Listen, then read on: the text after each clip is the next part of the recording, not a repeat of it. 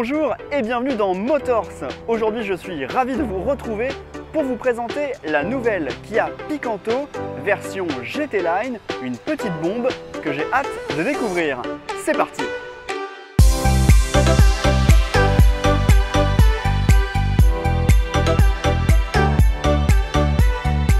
Kia Picanto GT Line, look de petite bombe. Alors l'essai de la nouvelle Kia Picanto GT Line, c'est parti.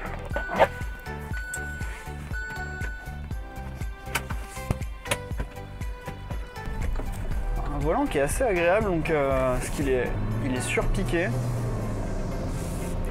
avec cuir rouge, un peu la manière des sièges qu'on a ici.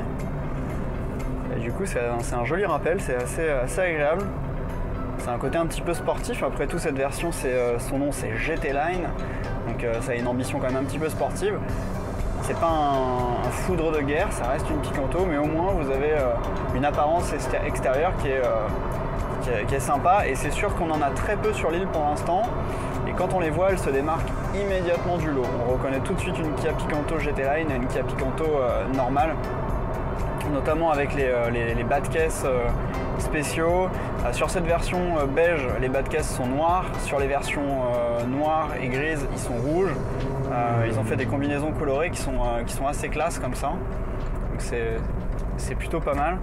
Ce qui est rigolo avec la Picanto, c'est que c'est hyper maniable, quoi. C'est ce qui a fait aussi sa réputation, j'ai envie de dire, et son attrait chez les consommateurs, parce que c'est une petite citadine, mais qu'est-ce que c'est agréable à conduire, vraiment, on se sent tout de suite dedans comme dans un gant, quoi.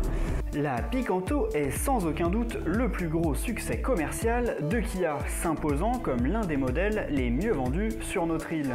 Depuis 2004, 3 générations de la mini citadine se sont ainsi suivies sur la Friendly Island, marquant profondément notre paysage automobile insulaire.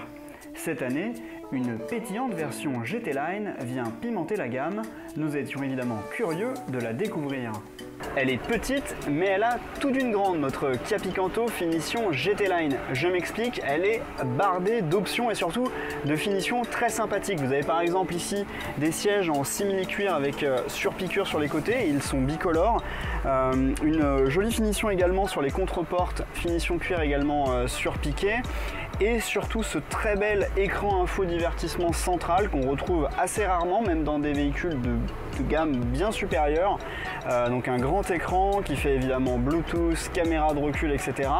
Un toit ouvrant qui apporte beaucoup de luminosité à l'habitacle et un joli volant surpiqué cuir en rouge. Bref, que des bonnes nouvelles, beaucoup d'options à l'intérieur de cette Kia Picanto GT Line, c'est assez agréable. Alors pour tous ceux qui ne sont encore jamais montés à l'arrière d'une Kia Picanto, sachez que l'espace n'est pas du tout ridicule à bord. C'est petit une Picanto, mais derrière on se sent vraiment très bien. Je suis d'un gabarit moyen, 1m75, et comme vous pouvez le constater, j'ai de l'espace aux jambes, c'est agréable. Et dans cette version GT Line, la sellerie finition, on va dire simili-cuir surpiqué et perforé, est très agréable, l'assise est confortable, donc c'est plutôt un bon point.